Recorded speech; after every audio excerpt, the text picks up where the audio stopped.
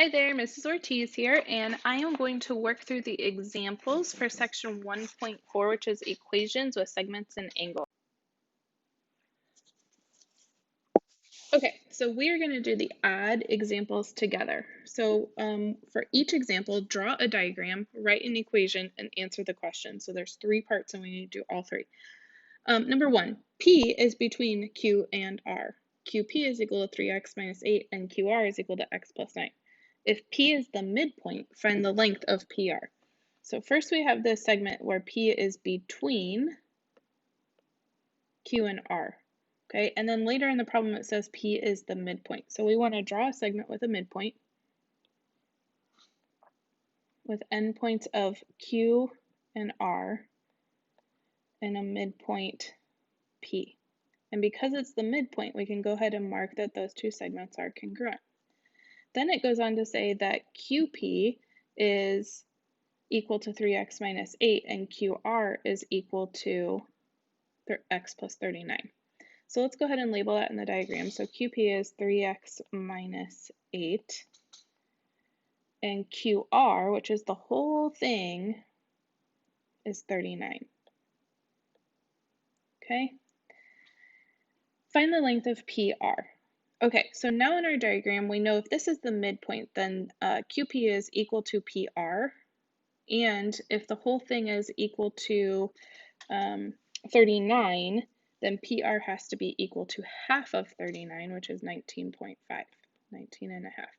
So our equation here is that QP is equal to PR, right? Because P is a midpoint, so we can say that those 2 are equal. So now we're going to substitute in for QP, 3x minus 8, and PR, 19.5.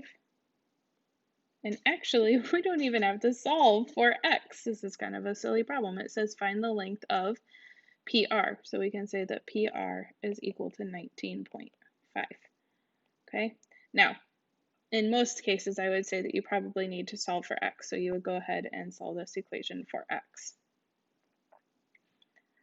Okay, let's take a look at number 3. So Q is in the interior of angle MNP, and angle MNP is a right angle. If angle MNQ equals 42 degrees and QNP equals 8x plus 16, solve for x. So to draw it, we're going to use all of this information. We know that angle MNP is a right angle, so it's right here.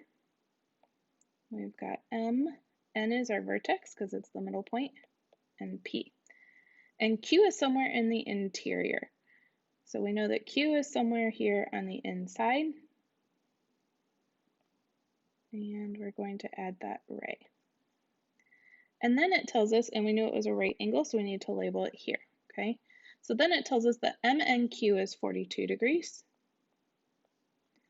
and QNP is 8x plus 16, and we're going to solve for x. All right, so since we know that these 2 angles are adjacent and they add up to 90 degrees, another word for this would be these angles are complementary. So we can say that the measure of angle MNQ plus the measure of angle QNP is equal to the measure of angle MNP. Right, using angle addition postulate. And then we're just going to substitute in each part. So MNQ is 42 degrees plus QNP is 8x plus 16. And this is all equal to 90. So we're going to solve for x. 42 and 16 is 58.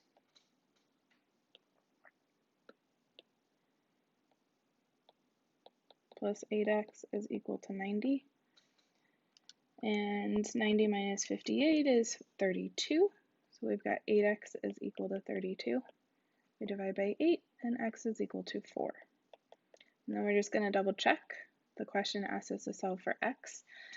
So we have answered the question. Okay, sometimes it might ask us to solve for the measure of angle Q and P instead, so we would plug x in. Okay, let's take a look at number 5. The measure of an angle is 8 less than 3 times its supplement. Find the measure of the larger angle. All right, so the key is we've got two angles that are supplementary here. So we're going to just draw two supplementary angles.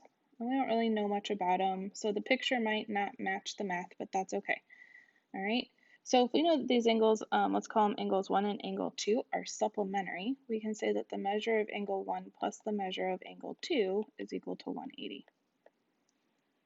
Now let's go back and look at the relationship between these angles. The measure of an angle is 8 less than 3 times its supplement. So if this is angle 1, then angle 2 is its supplement. So we're going to call that angle, so it's going to have a measure of x degrees. Then angle 1 is going to be 8 less than 3 times that angle. So if that was x, then this is going to be 3 times x, and 8 less than that is going to be minus 8. So now we can substitute in the measure of angle 1, 3x minus 8 plus x is equal to 180 degrees. And we're going to solve for x. We'll add 8 to both sides. We will divide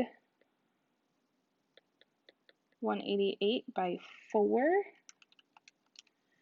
And x is equal to 47.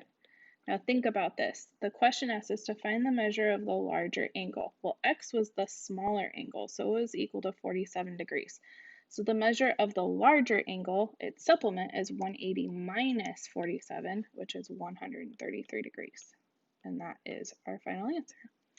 All right, we will work the evens in class, but go ahead and take a try at those before we do them together. Have a great day. Bye.